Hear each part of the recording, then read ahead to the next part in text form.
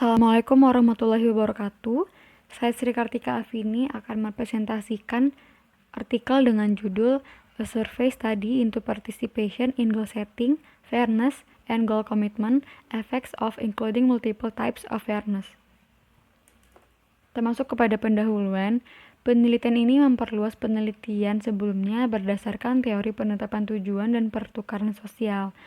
Berdasarkan teori penetapan tujuan dan pertukaran sosial, penelitian ini memperluas penelitian sebelumnya tentang bagaimana partisipasi karyawan dalam menetapkan kinerja tahunan dan tujuan pengembangan terkait dengan komitmen tujuan melalui peningkatan persepsi keadilan dengan memasukkan jenis keadilan lainnya atau berkolerasi. Selanjutnya, adanya kesadaran peneliti akuntansi manajemen terhadap teori dan variabel psikologis dari penyimpangan. Peneliti akuntansi manajemen semakin menyadari bahwa teori dan variabel psikologis dapat menjelaskan hasil praktik pengukuran kinerja yang menyimpang dari apa yang diharapkan murni berdasarkan teori ekonomi klasik. Selanjutnya, sebuah konstruksi psikologis yang telah menerima banyak perhatian penelitian dalam akuntansi manajemen adalah keadilan. Sebagaimana dijelaskan oleh teori pertukaran sosial, karyawan biasanya membalas keadilan yang dirasakan dengan hasil positif bagi organisasi.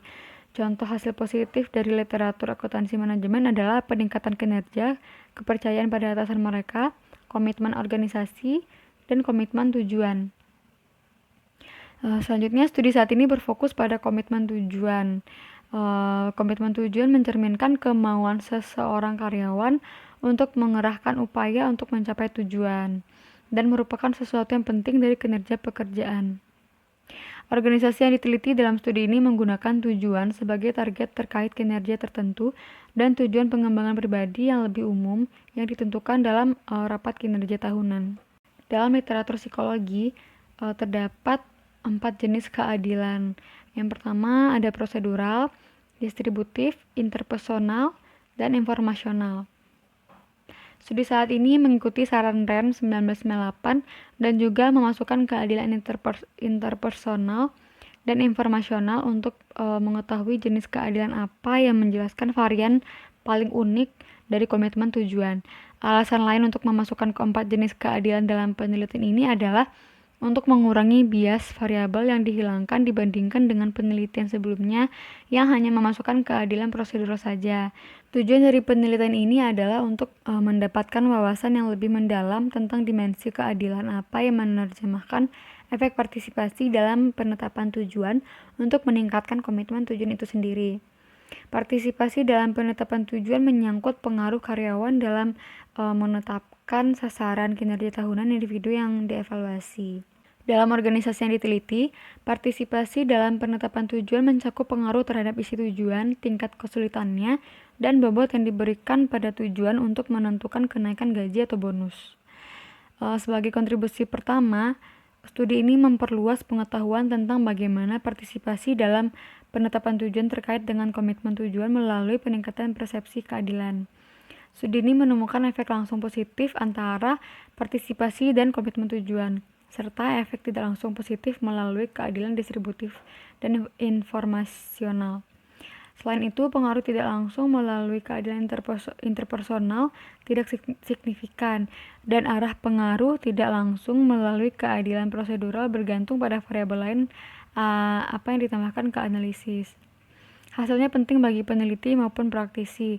Para peneliti mempelajari bahwa keadilan distributif dan informasional menjelaskan varian paling unik dari komitmen tujuan, dan oleh karena itu layak mendapat lebih banyak perhatian penelitian daripada yang saat ini diberikan.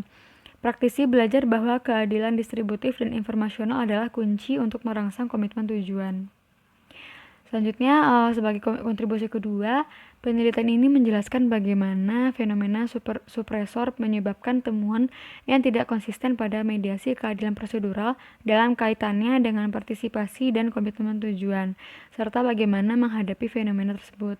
Penting untuk membuat para peneliti menyadari fenomena penekan, sehingga mereka akan dapat mengenalinya ketika mereka menghadapi penekan dalam penelitian mereka sendiri.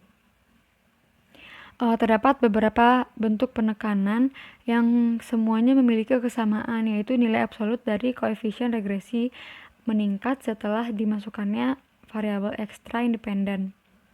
Bentuk penekanan dalam penelitian ini dinamakan penekanan negatif, yang artinya bahwa jika semua korelasi ordinal dengan variabel dependen adalah positif, koefisien jalur dan dari variabel independen menjadi negatif.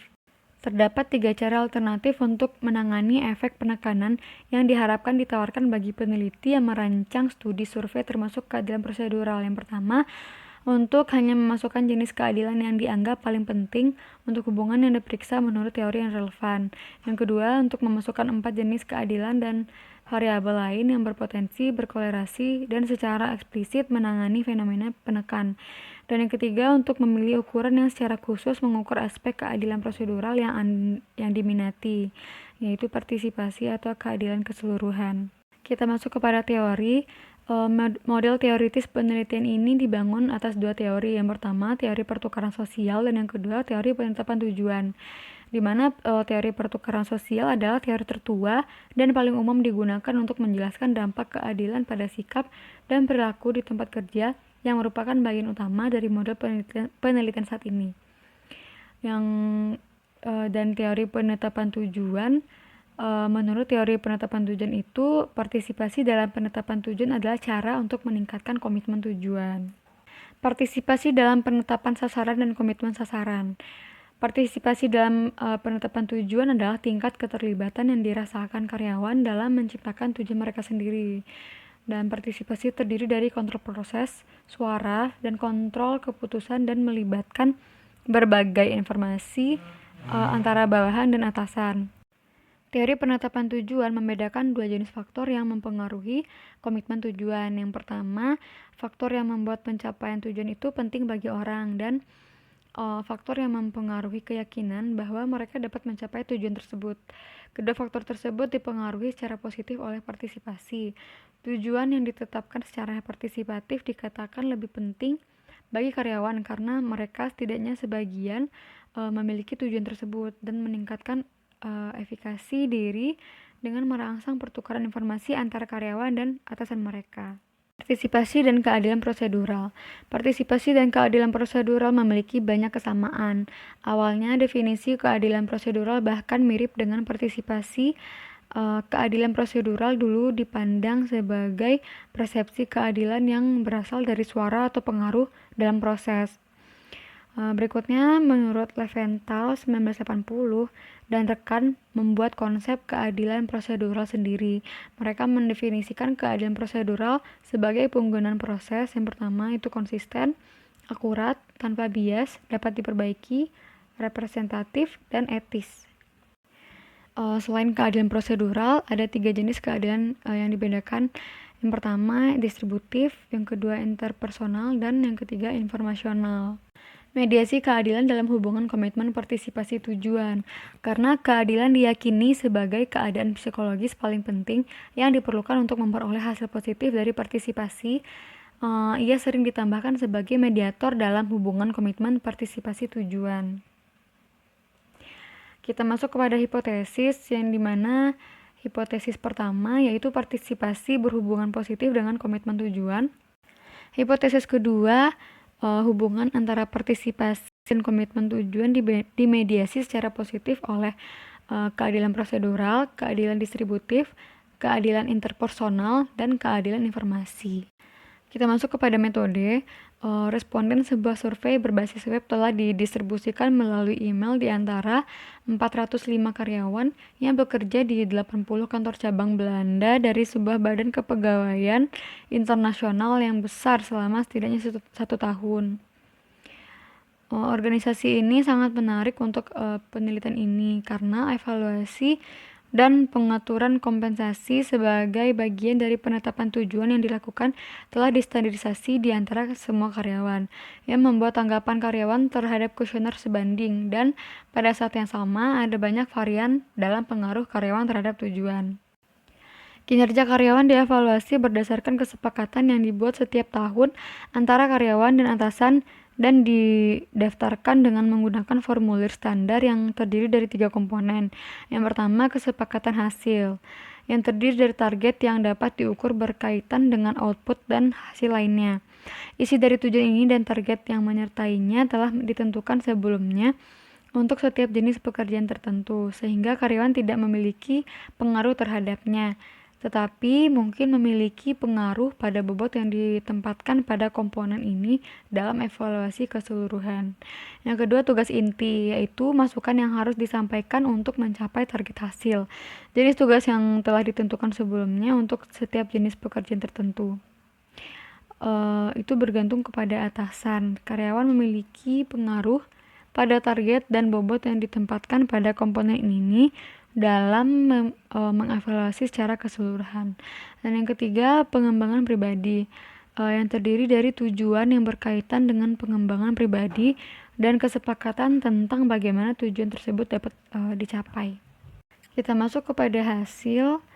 Studi ini memperluas penelitian akuntansi manajemen sebelumnya tentang hubungan antara partisipasi dalam penetapan tujuan, keadilan, dan komitmen tujuan, konsisten dengan teori penetapan tujuan di mana H1 yaitu semua model menunjukkan pengaruh yang signifikan dari partisipasi pada komitmen tujuan. Selain itu, konsisten dengan teori pertukaran sosial, dukungan kuat ditemukan untuk mediasi positif distributif dan keadilan informasi dalam hubungan komitmen partisipasi tujuan. Terdapat 5 kekuatan dan keterbatasan dari penelitian ini. Yang pertama, studi ini dilakukan dalam satu organisasi layanan. Sampel spesifik seperti itu memiliki keuntungan bahwa faktor-faktor tetap konstan yang dapat mempengaruhi hubungan yang dipelajari dan dengan demikian mempersulit interpretasi hasil. Kerugiannya adalah mengingat pilihan sampel yang tidak acak, generalisasi temuan harus dilakukan secara analitik seperti dalam studi kasus daripada secara statistik. Yang kedua, penelitian ini menyelidiki hubungan antara persepsi karyawan yang berbeda. Alasan penting untuk mengukur persepsi karyawan alih-alih tindakan manajerial atau kebijakan perusahaan adalah bahwa persepsi karyawan paling proksimal terhadap tanggapan sikap dan perilaku karyawan yang seharusnya mengarah pada hasil positif seperti kinerja karyawan yang lebih tinggi. Yang ketiga, studi yang menyelidiki hubungan antara persepsi karyawan yang berbeda mungkin mengalami bias metode umum. Bias metode umum berarti hubungan meningkat karena variabel berbagai varian yang tidak berasal dari makna konseptualnya, tetapi dari metode yang digunakan. Yang keempat, kekuatan penelitian ini adalah menggunakan skala yang telah divalidasi sebelumnya. Pada saat yang sama, penelitian saat ini mempertanyakan apakah instrumen keadilan prosedural benar-benar valid atau tidak. Yang kelima, kekuatan dari penelitian ini adalah telah menguji dan membandingkan berbagai model yang memungkinkan untuk diteliti. Implikasi bagi peneliti dan praktisi akuntansi manajemen umum. Implikasi bagi peneliti kewajaran yang disebutkan di subbagian sebelumnya juga dapat diterjemahkan ke implikasi untuk area yang lebih luas dari studi akuntansi manajemen. Singkatnya, penting untuk memikirkan dengan hati-hati variabel apa yang akan dimasukkan ke dalam sebuah penelitian. Sekian presentasi dari saya. Mohon maaf bila ada kesalahan kata dan pengucapan. Assalamualaikum warahmatullahi wabarakatuh.